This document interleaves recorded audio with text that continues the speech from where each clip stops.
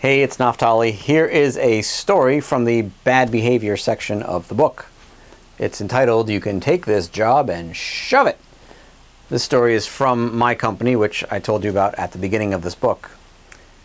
So as I was about to leave the office one day to go to a meeting, one of my employees had gotten a trash bag from the back room and was standing at his desk and sweeping the entire contents of his desk into the trash bag while cursing like a drunken sailor and just screaming, basically. He's like, "This job effing sucks, and I'm gonna quit, and I can't stand this effing place anymore," and then on and on and on and on and on.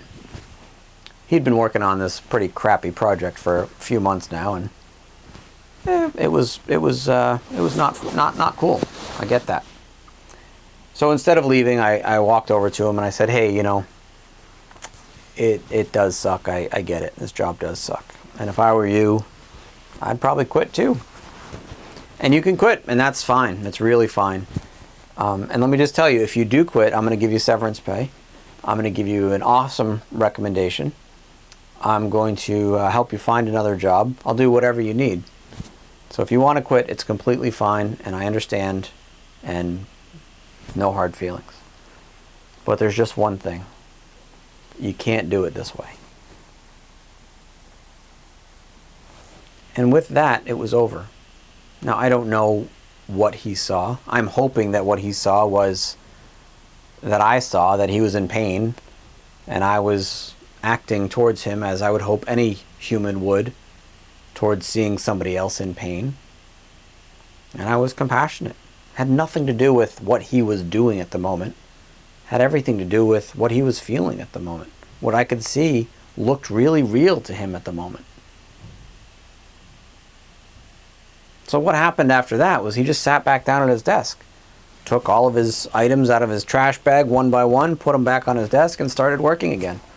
We never had a discussion about the outburst. We never had a discussion about, what can we do to make you happier or to make it so that you don't leave or whatever.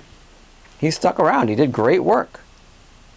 And in fact, at the end, when we were, quote unquote, going out of business, as I describe in the beginning of the book, he was the first one to offer to work for free.